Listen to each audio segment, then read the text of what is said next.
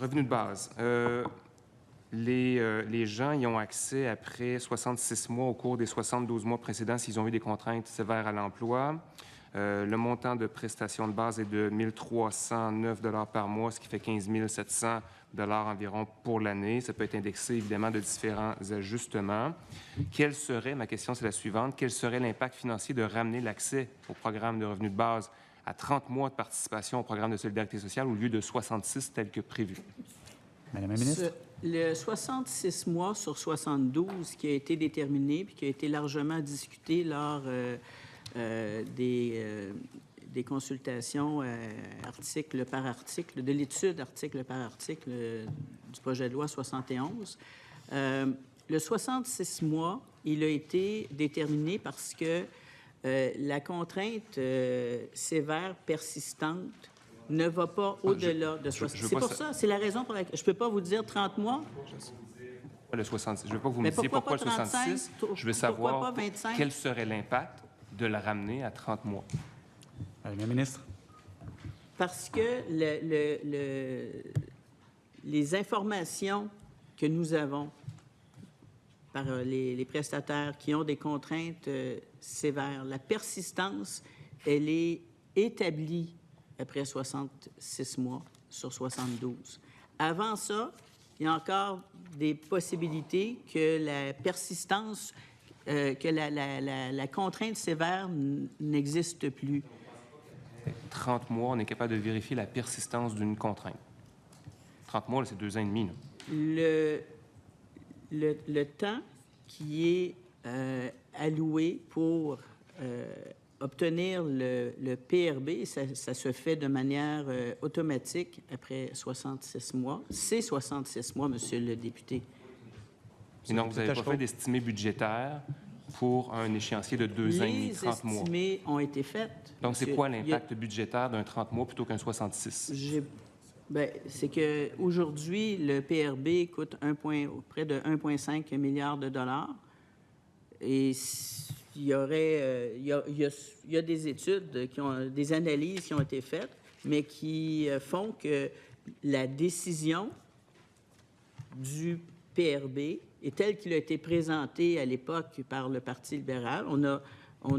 C'était une bonne décision, 66 mois sur 72. Alors, on a maintenu cette décision-là. C'est vous qui jugez de ça. Et ça a été largement discuté lors de l'étude. C'est vous qui jugez que 66 mois attendent plus de 5 ans et demi, attendent 5 ans pour accès à ça. Donc, vous n'avez pas d'estimé, vous, de l'impact budgétaire d'un 30 mois. Parfait.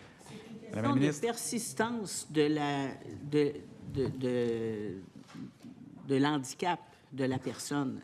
C'est basé sur cette persistance, Monsieur le député.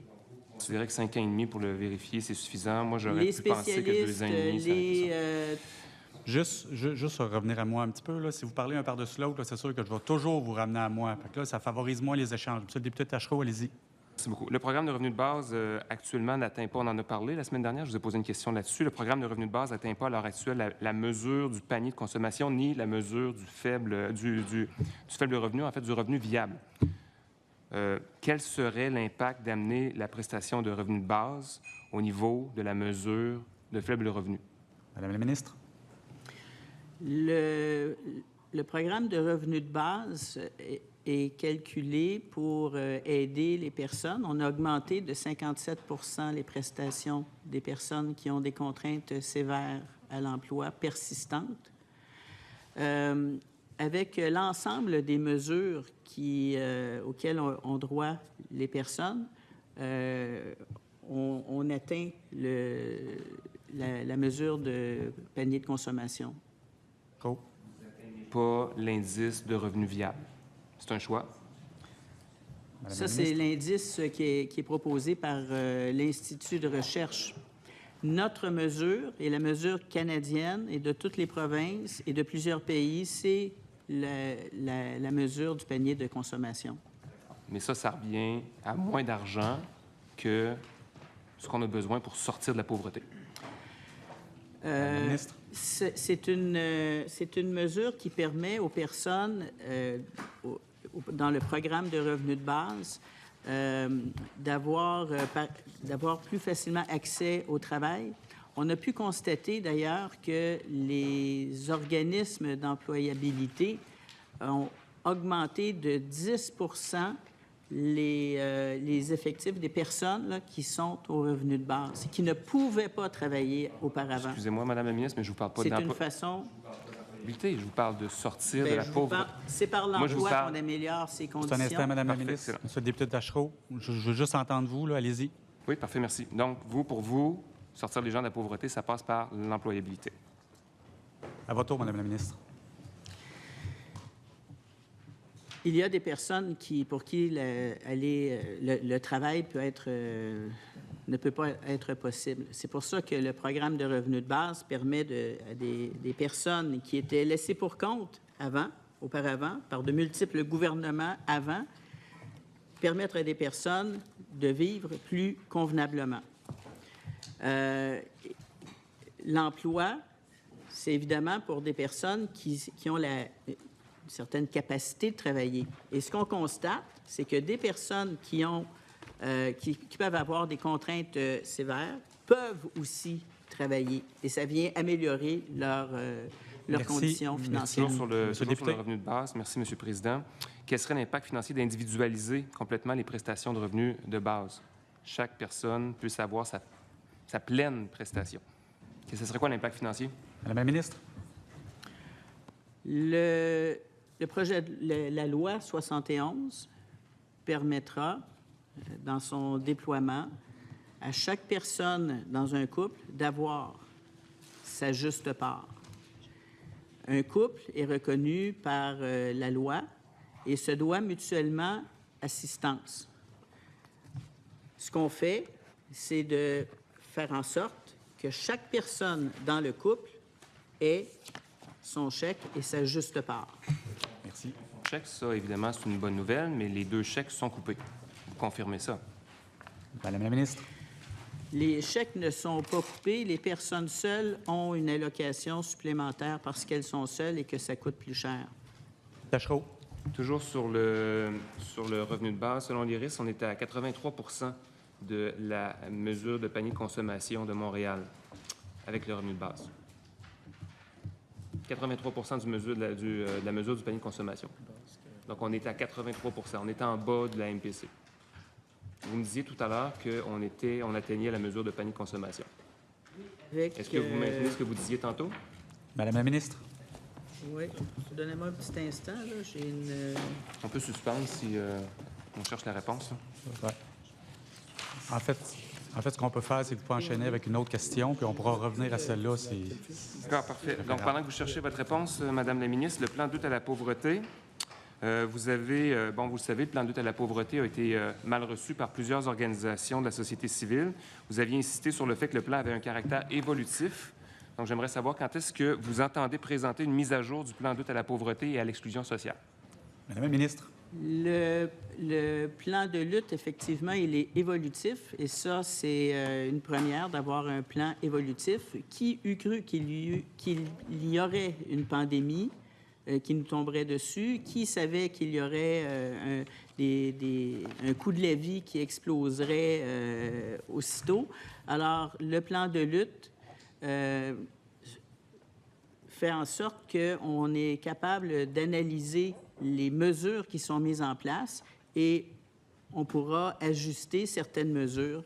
On compte sur une analyse à mi-mandat. Merci. Madame la ministre, avez-vous la réponse à la question précédente? Bien, j'ai vu... Consommation. Sinon, monsieur le député Tachereau, vous pouvez poursuivre. On va poursuivre, mais je reviendrai. C'est bon, parfait. Parfait. Financement des services. Le gouvernement envisage de demander une contribution financière aux usagers du soutien à domicile. J'espère que vous m'entendez bien, Madame la ministre. Ce qui, évidemment, soulève d'énormes enjeux au niveau d'accessibilité et d'équité. Est-ce que vous comptez reculer sur cette idée Madame la ministre. de demander une contribution pour le soutien à domicile? Pour les jeunes? Oui, On parle de la contribution parentale? la contribution pour soutien à domicile. La contribution pour soutien à domicile, c'est... Ben oui. Peut-être qu'on peut chercher la réponse pendant que je vais aller sur une autre question. C'est que là, vous parlez des dossiers de la ministre responsable des aînés. C'est en lien avec ça, oui, entre autres. D'accord. Donc, ce sera votre réponse là-dessus? Bien, je peux... Parfait. c'est Correct, on pas peut passer à un le autre plan. dossier sur lequel je travaille, là. Mais c'est si assez vous voulez que proche. je réponde au nom de mes autres collègues, Non, ça peut être... non. Je pensais que peut-être que vous auriez des discussions, parce que dans le plan de lutte à la pauvreté, évidemment, il y a plusieurs acteurs on a plusieurs discussions. impliqués. Oui, c'est ça. Donc, je me serais attendu à une réponse. C'est pas plus grave. Est-ce que vous avez trouvé votre réponse pour la mesure de panier de consommation à Montréal, 83 C'est parce que j'ai vu une Sinon, on va passer à une autre, c'est pas plus grave. fiche, là. Là, je ne suis pas capable de la retrouver. Madame la ministre, si j'aimerais vous amener plus sur une discussion sur le fond.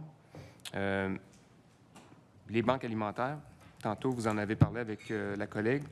Elle vous a demandé quelles étaient les cibles de diminution du recours aux banques alimentaires. Vous avez répondu agriculture urbaine.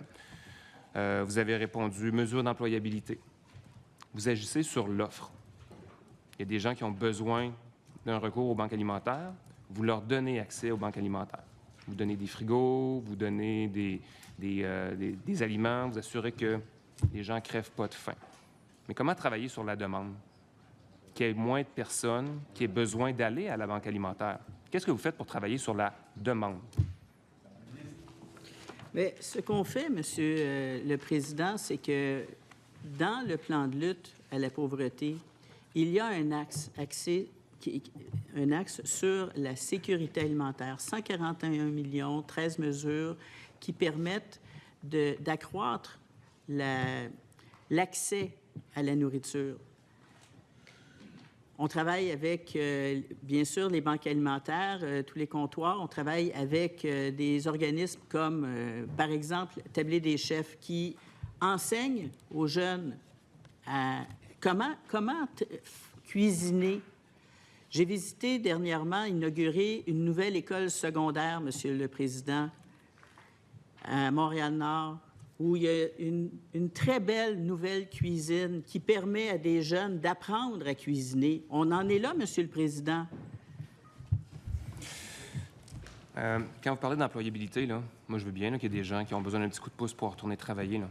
S'ils arrivent sur le marché du travail au salaire minimum, là, à 16,10 $, 28 175 $ par année. Ça, c'est à temps plein, là, évidemment. Est-ce qu'on sort de la pauvreté à 28 175 $, Madame la ministre? Bien, vous avez pu constater, là, il y avait un article fort intéressant il n'y a pas très longtemps.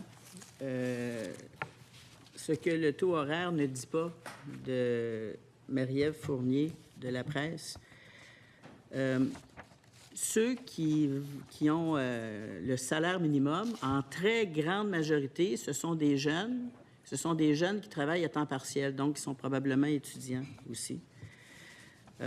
Et qu'une personne qui travaille 35 heures semaine n'a pas seulement ce revenu de 16,10 $, mais a aussi tous les crédits qui viennent avec ça. Ce qui fait que la personne qui travaille 35 heures semaine à 16,10 $, elle double pratiquement son salaire, son revenu disponible. Merci.